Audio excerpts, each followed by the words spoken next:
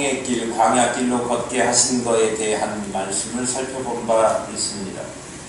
이스라엘 백성들이 애굽 땅에 종살이 하다가 하나님의 구원의 은혜로 애굽에서 탈출하게 되었습니다. 그래서 하나님께서 이제 그들을 가나안 땅으로 인도하시는데 직선거리로 인도하시는 게 아니라 빙 둘러가는 길, 이스라엘 백성들이 연약하고 겁먹어서 다시 돌아가고자 할까, 또 이스라엘 백성들을 좀 더 훈련시켜서 강한 백성으로 만들어서 가나안 땅으로 들어가게 하시고자 광야길로 가게 하셨다, 그런 말씀을 드렸습니다. 그런데 오다가 난관을 만나게 됩니다. 오늘 난관 앞에서 어떻게 할 수 없는 상황, 그런 상황이 되었을 때 하나님께서 이스라엘 백성들에게 어떻게 하라고 했는지 모세를 통해서 지시하신 오늘 본문 말씀을 통해서 함께 나눌 말씀의 제목은 진퇴양난의 상황을 만났을 때라고 하는 제목으로 말씀드리려고 합니다. 앞으로 나아갈 수도 없고 뒤로 물러설 수도 없는 그런 거 보고 이러지도 저러지도 못한다, 그렇게 이야기하잖아요. 그런 상황, 아주 난처한 상황을 만났을 때 이런 상황을 진퇴양난이다, 한자로 그렇게 이야기하지요. 어느 회사에서 이 진퇴양난이라고 하는 말을 영어로 어떻게 하면 좋겠느냐라고 이 면접관들이 문제를 냈어요. 여러분 뭐라고 하실래요? 캐나다 가셨네요. 우리는 뭐 영어를 사용하는 사람들이 아니니까 더욱 어렵지만, 이 젊은이들도 공부계나 했다는 젊은이들도 진퇴양난을 영어로 옮겨봐라 그러니까 너무 고민스러워서 주저리 막 영어로 뭐 어떤 사이에 끼었다, between a rock and a hard place 뭐 이런 식으로 막 해가지고 바위하고 아주 단단한 어려운 상황하고 어려운 장소에 꽉 끼었다, 그 사이에 있다, 이런 식으로 표현을 했어요. 틀린 말은 아닌데 대부분의 사람들은 이거를 고민하다가 얼굴 빨개지고 말 못하고 면접이 끝나버렸어요. 그런데 어떤 한 지원자가 한마디로 그 상황을 표현했는데 진퇴양난을 뭐라고 했을 것 같아요? 여러분들도 잘 알고 있는 단어의 딜레마에 빠졌다, 이렇게 이야기하잖아요. 뭐 꼭 정답이라고 말할 수는 없을지도 몰라도 그래도 명답 중에 하나인 것 같아요. 딜레마는 두 가지 상황이 다 바람직하지 못해서 그 대한 사이에 직면하는 선택의 곤란한 상황, 이것이 딜레마예요. 아주 선택하기가 이쪽도 저쪽도 아닌 것 같아서 어렵다, 그런 상황이지요.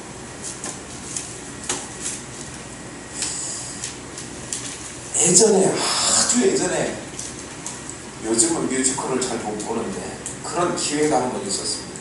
뮤지컬 중에 뮤지컬 버스라고 하는 제목의 뮤지컬이 하나 있었습니다. 시골, 아주 깡 시골에 사람들을 태우고 산길을 굽이굽이 돌아가지고 내려가고 있던 버스가 양쪽에 한쪽은 낭떠러지, 한쪽은 절벽, 뭐 이런 길이 있었어요. 그 길을 가야 하는데 브레이크가 고장났다. 큰일이지요. 한쪽은 절벽, 한쪽은 낭떠러지. 이쪽으로 가도 떨어져 죽고 저쪽으로 가도 떨어져 죽고 그런 상황인데 거기다가 더구나 브레이크가 고장났습니다. 앞에를 보니까 앞에가 무슨 막 집다발을 몽땅 싸놓은 것 같아. 옛날에 그런 거 있잖아요. 벼 거두고 나면 집단 싸서 이렇게 더미를 만들어 놨는데, 저기다 갖다 들어받으면 그래도 조금 덜 다치겠구나. 라고 하는 생각이 들어서 거기를 향해서 가기로 순간적인 판단을 했습니다. 그런데 눈을 아까 최선의 성도님 들어오실 때 눈 비비고 들어오셨는데 눈을 비비고 다시 앞에 이렇게 보니까 애기가 하나 있는 거예요. 그러니까 집 쌓아놓은 그 앞에 애기가 서 있으니 거기를 받으면 되겠다고 생각했는데 이제는 상황이 또 바뀌어가지고 거기도 못 받을 상황. 옆으로 좌우로 핸들을 돌려서 갈 수 있는 것도 불가능한 상황. 딱 뭐예요? 진퇴양난 딜레마에 빠진 거예요. 다른 곳으로 가면 승객들이 다 죽을 것 같고 앞으로 직진해서 건초더미를 들어봤더니 애기가 죽을 것 같고 우리가 인생 살아가다 보면 꼭 이런 상황 아니라도 이러지도 저러지도 못하는 그런 딜레마에 빠지게 될 때가 없지 않아 있습니다. 오늘 본문이 딱 그런 거예요. 앞으로 가지도 뒤로 물러나지도 못하는 상황이지요.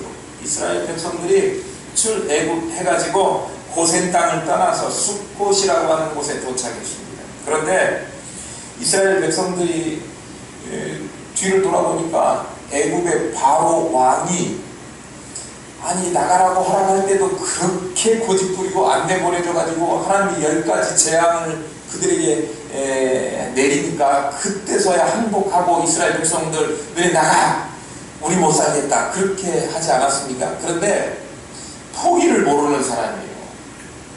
끝까지 우리를 따라다니면서 죄악으로 끌어들이려고 하는 것이 이 땅 아닙니까? 애굽의 바로가 딱 그거예요. 끝까지 이스라엘 백성들을 놔주지 않으려고 쫓아와서 추격하고 그러니 얼마나 이스라엘 백성들이 조마조마하고 다급한 마음이 들었겠습니까? 그러니까 벌써 이제 두려운 마음이 들고 불평하는 마음 차라리 애굽에 있었으면 죽지는 않았을 거 아니냐 고생은 좀 했을지라도 뭐 이런 이야기까지 주고받으면서 모세를 원망하고 이렇게 했었는데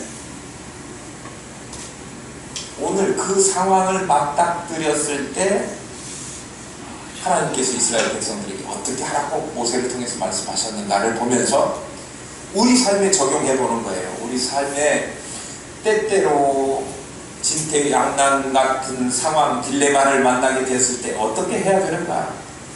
사실 애국의 군대 보면 14장 6절 7절에 보면 병거 600승 600대 오늘날로 말하면 탱크 600대가 뒤에 막 줄을 서가지고 막 쫓아오고 병사들이 몰려오고 추격해오고 이런 사람들 웬만한 사람들을 내보냈겠습니까? 최정예부대를 앞세워가지고 탱크를 몰고 뭐라고 그랬죠? 병거를 몰고 이스라엘 백성들을 쫓아가서 붙들어 와 이렇게 명령을 내렸을 거 아닙니까?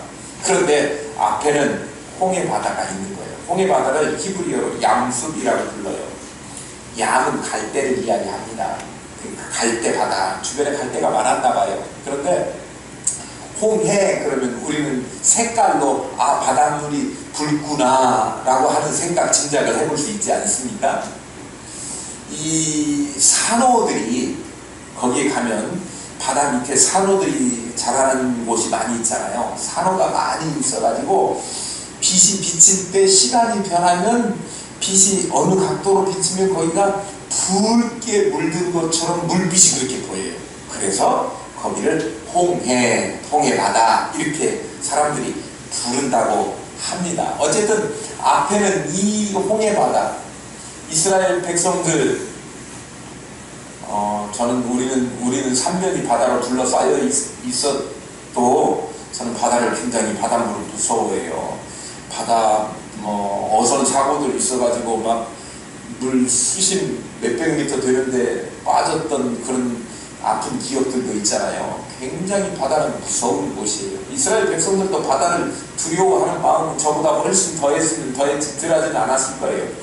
바다 앞에 맞닥뜨려서 앞으로 가자니 바다에 빠져 죽을 것 같고 뒤를 돌아보니 이스라엘 병사란다.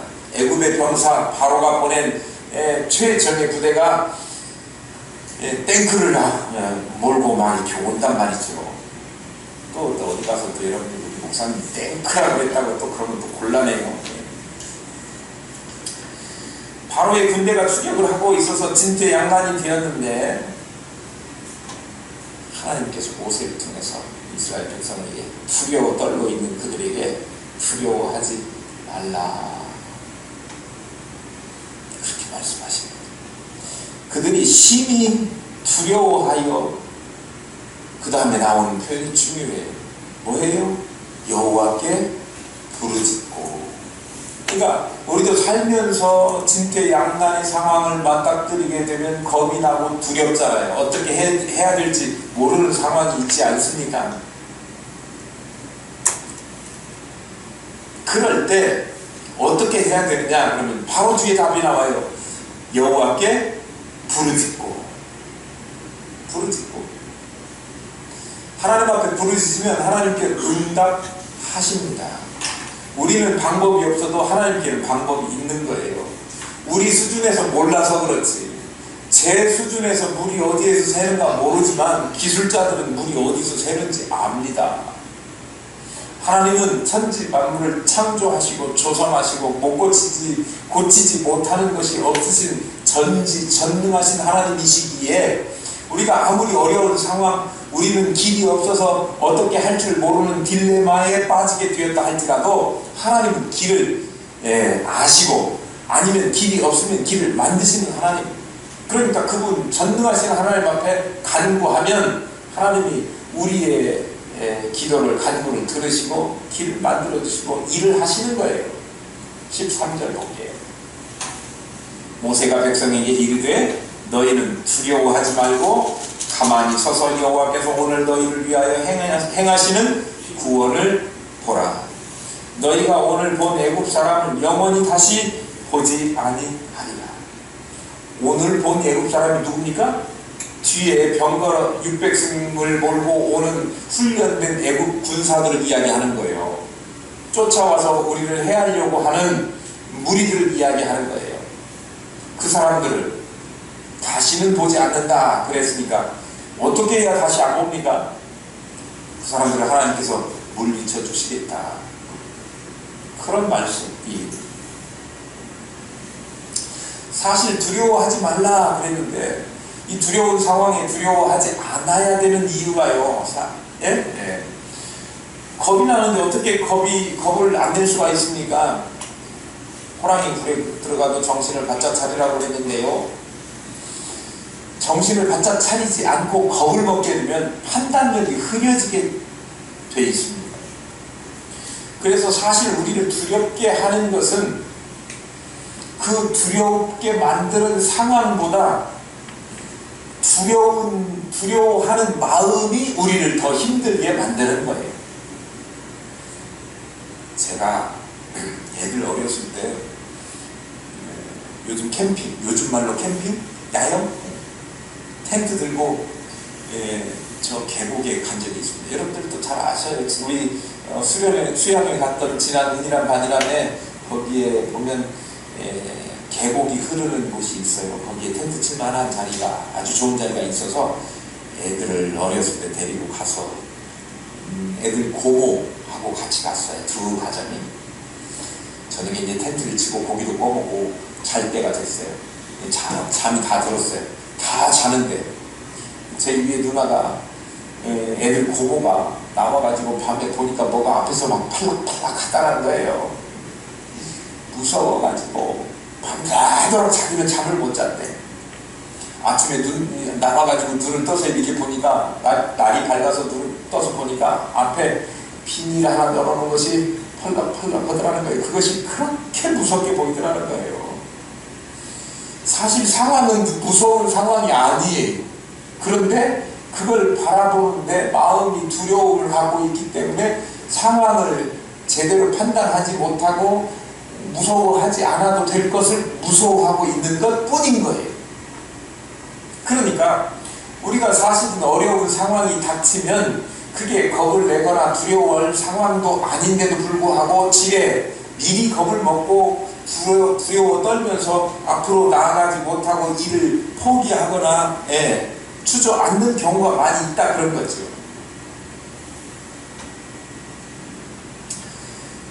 사실 두려움에서 인생을 살아가는데 두려움에서 완전히 해방된 사람은 아무도 없을 것입니다. 날마다 어느 정도 무엇인가를 두려워하면서 살아가고 있는데 문제는요, 지나친 두려움이에요. 이 두려움에 사로잡히게 되면 아무것도 할 수 없게 됩니다.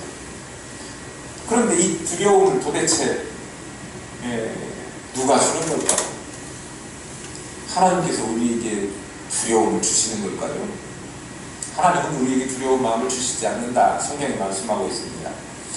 디모데후서 1장 7절에 보면 하나님이 우리에게 주시는 것은 두려워하는 마음이 아니요, 분명하게 기록하고 있어요.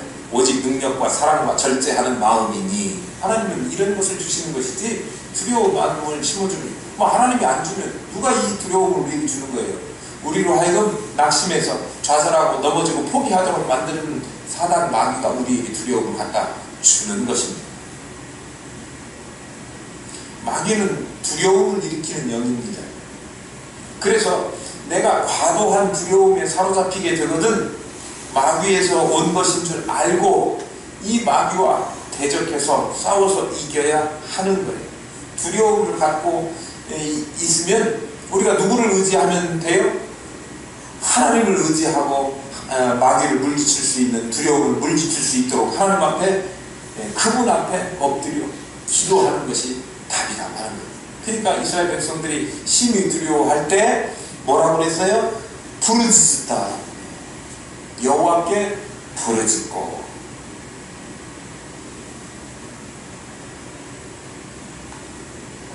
그들이 두려웠지만 심한 공포 속에 빠지지는, 절망하지는 않았던 것 같습니다. 두려움의 노예가 되지는 않았던 것 같아요. 물론 두려움에서 완전히 해방된 것은 아니지만, 그래서 그들은 나아갈 길을 찾기 시작합니다. 그리고 어느 방향으로 가야 될지 보기 시작하게 되는 거예요.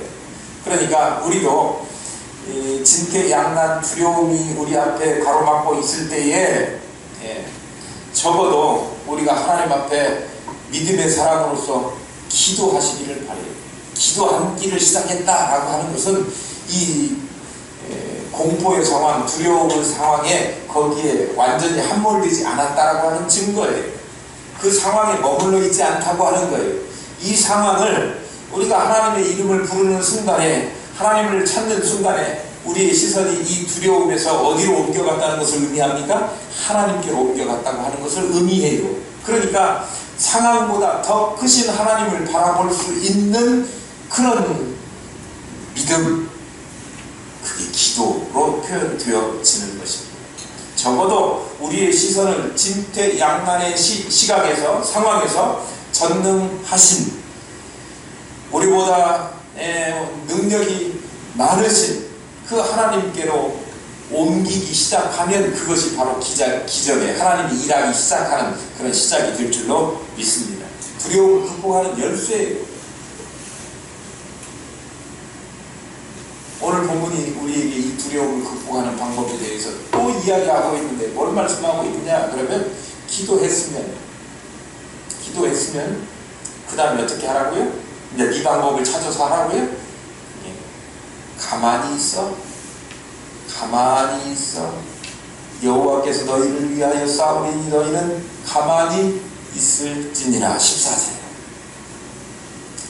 가만히 있어 하나님의 일하시는 것을 바라보라, 그런 말씀입니다. 하나님의 응답을 기다리는 거예요. 하나님이 개입하시고 하나님의 일하심을 기다리면서 우리가 이 상황이 나아지고 또 극복하고 이럴 것을 기다리는 거죠. 가만히 있어, 그러니까 침묵하라고 하는 이야기지요. 침묵하라고 하는 이야기입니다. 너네들 방식으로 이렇게 저렇게 할까, 들레거나, 성경에 들레다, 우리식으로 표현하면 나부된다. 그렇게 하지 말고 하나님을 신뢰하고 상황을 온전히 주께 맡기고 하나님이 일하시는 것을 바라보라. 하나님이 일하실 시간과 공간을 내어드려라 라고 하는 거예요. 자신이 너무 설쳐서 하나님이 일하실 기회를 뺏지 말라. 그렇게 이야기하고 있는 것입니다. 침묵하라 라고 하는 것이 포기를 이야기하는 것이 아닙니다. 전적으로 하나님께서 일하실 것을 기대하고 믿음으로 바라보는 것을 이야기하는 것입니다. 우리가 입은 다물고 있지만 속에서는 하나님께서 일하실 것이라고 하는 확신과 믿음이 있는 거죠. 딜레마예요. 말로는 아무것도 안 하는데 막 속에서는 하나님이 일할 것에 대한 기대, 확신 이런 것이 있는 거니까. 그런 표현이 있었어요. 고등학교 다닐 때 뭔 시에서 소리 없는 아우성이라고 하잖아요. 아우성인데 어떻게 소리가 없어요? 웃기죠. 이제 오늘 본문 말씀을 보니까 확실히 이해할 수 있을 것 같아요. 우리가 겉으로 드러내지는 않아도 하나님께서 일하시는 것에 대한 열망과 그런 믿음을 가지고 단단히 서 있는 거죠. 하나님께서 일하실 것이라고 하는 기대의 선포예요. 말은 아니에요. 우리의 기도 실컷 해놓고 다시 돌아서 가지고 우리 힘으로 어떻게 해보겠다라고 하는 우리의 방법을 간구하는 것이 아니라 하나님이 일하실 것을 기대하면서 하나님이 일하심을 바라보는 거죠. 믿음으로.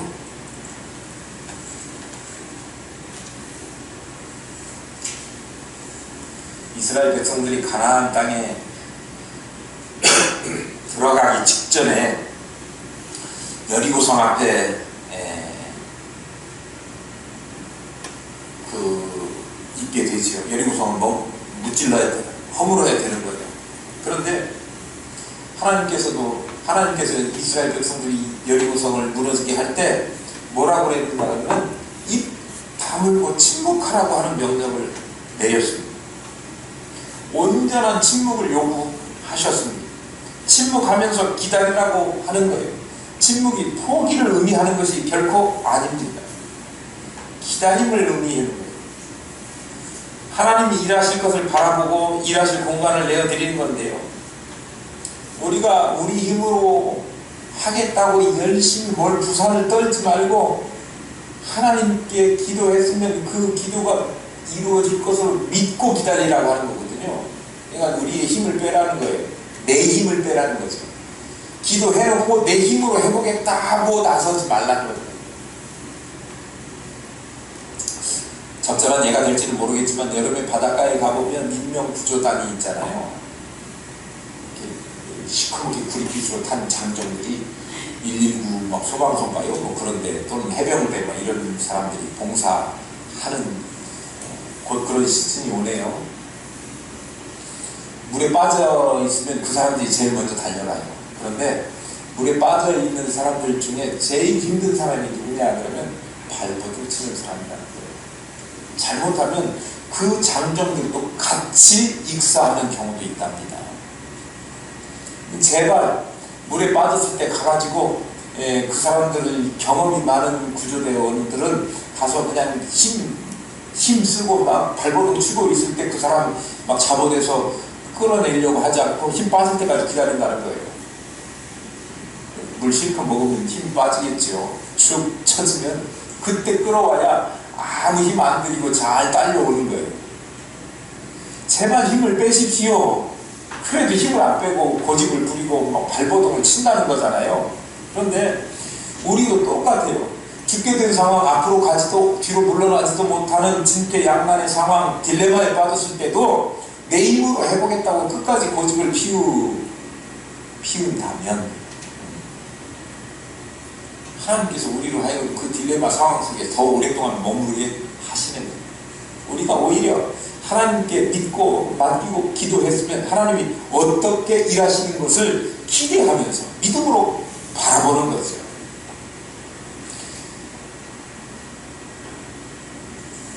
믿지 못하고 맡기지 못하는 사람, 힘 빼지 못하는 사람, 하나님의 개입할 시간과 틈이 없는 거죠. 그래서 하나님께서 이제 구원을 내가 베풀겠다. 그러니 너희는 힘을 빼라. 내가 싸우겠다. 내가 개입하겠다. 하나님을 바라보고 믿음으로 기다리라 라고 하는 거예요. 우리에게도 잠잠함을 하나님께서 요구하실 때가 있습니다. 기도하면서 맡긴다 해놓고 맡기지 못하고 사람 찾아다니고 백방으로 사람을 의지하고 돈을 의지하고 그래봐야 해결이 안 날 수가 있는데요.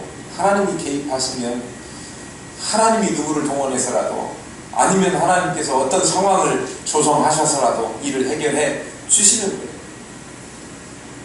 그 다음에 해야 될 일이 뭘까요? 부르짖는 간구를 하고 그 다음에 뭐라고 했어요? 가만히 있으라.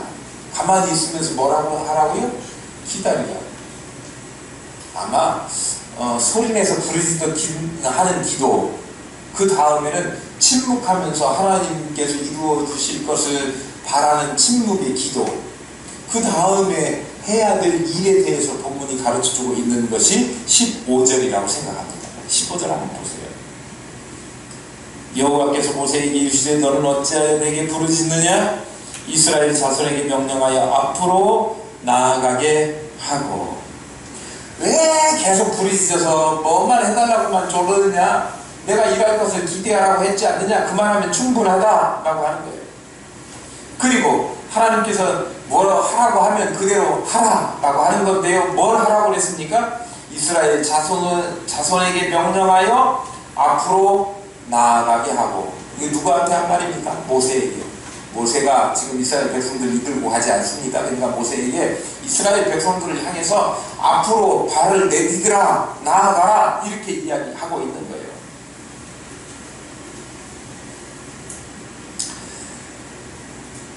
그런데요, 지금 상황이 어떻다고 그랬죠?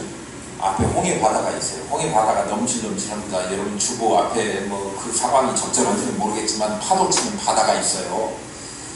근데 거기에 발을 딛고 푹 몸을 맡기고 들어갈 수 있는 상황이 아닌데, 오늘 본문에는 뭐라고 이야기하느냐 그러면 이스라엘 자손에게 명령해서 이스라엘 자손이 그 바다에 발을 담그고 앞으로 한 걸음씩 한 걸음씩 발을 떼라 앞으로 나아가라, 이렇게 이야기하는 거예요. 홍해 바다가 갈라진 다음에 앞으로 가라는 게 아니요, 홍해 바다가 갈라지기 전에 우리의 발을 떼라는 거지. 맞아요? 분명히 홍해 바다가 갈라지기 전에 발을 떼서 거기 바다에 발을 담그라. 발을 딛기 시작하라. 뭐가 필요한 것 같아요? 믿음이 필요해요. 저술집 망하게 해주십시오. 기도해서 믿어야지. 우리 안 믿어. 믿음이 필요한 거예요. 믿음 없이는 한 발자국도 내놓을 수 없어요.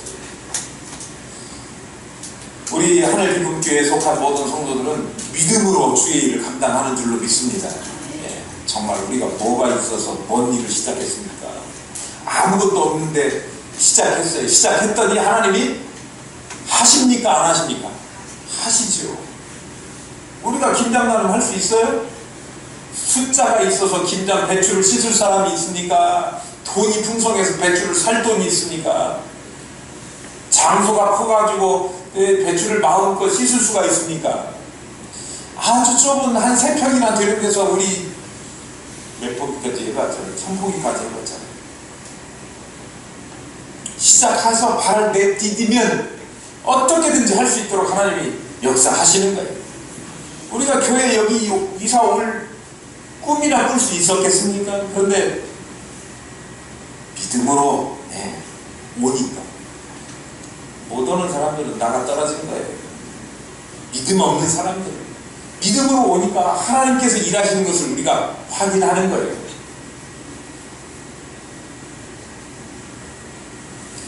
홍해가 갈라진 다음에 건너가는 것은 다 차려진 밥상 받아 먹는 거예요. 그런데 하나님은 우리에게 밥상 차려줄 때는 떠먹어라, 이게 아니고요, 밥상 차리는 것부터 너네들 스스로가 결단하고 행해봐라. 그러면 그 뒤에 뭐든지 다 하나님이 공급해 주시고 채워주시고 부족한 거 없도록 만들어 주시겠다. 길을 내시겠다. 그렇게 말씀하시는 거예요. 뭐가 중요해요? 첫 발걸음 떼는 게 중요해요. 교회 나올 때도 첫 걸음 딱 올려서 첫 주에 첫 발걸음 하는 게 중요하고요. 우리도 해봤지 않습니까? 제가 이번에 공사하면서 느낀 거 두 가지가 있다고 했어요. 뭘 느꼈느냐 그러면 하나는 아무리 어려운 일도 하면 된다. 이게 정말 쉬운 말이죠. 우리 귀가 닳도록 얼마나 많이 들어왔던 말입니까? 근데 이번처럼 실감 난 때가 없어요. 하면 된다. 못하는 일은 없다.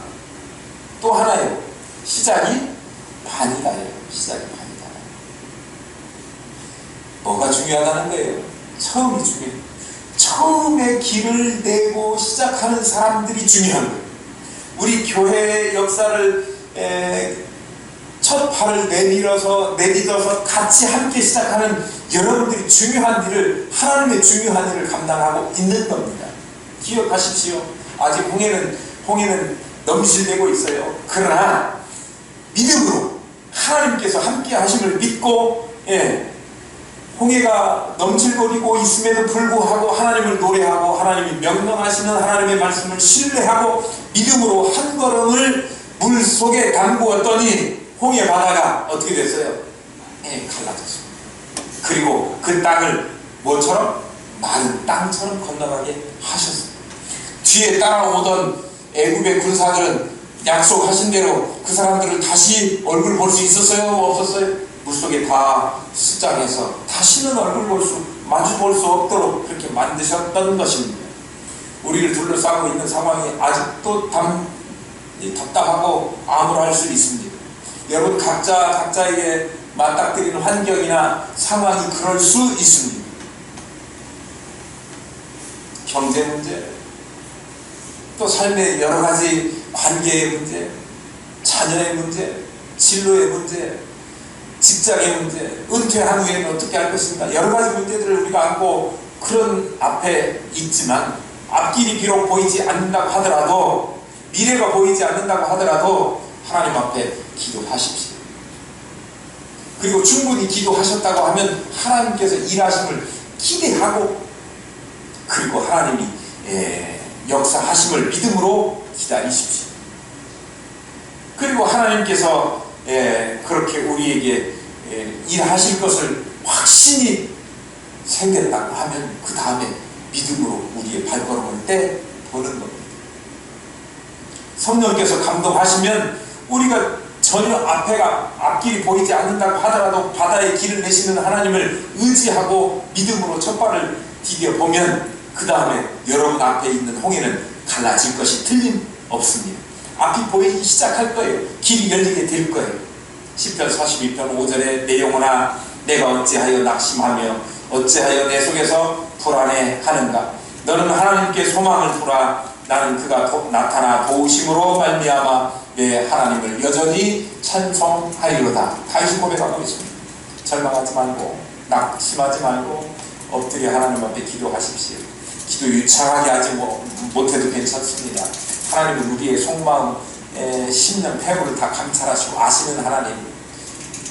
우리가 소리내어 하나님 앞에 부르짖고 또 그리고 하나님께서 이루어 주실 것을 믿음으로 확신하고, 그리고 우리가 하나님께서 능력 주시는 대로 역사하시는 대로 성령의 감동 주시는 대로 첫 발을 내딛으면 하나님이 우리의 모든 일들을 어떤 일을 해야 될지 보여주시고 가르쳐주시고 인도해주시고 그 길 갈 수 있도록 힘과 능력을 더하실 것입니다.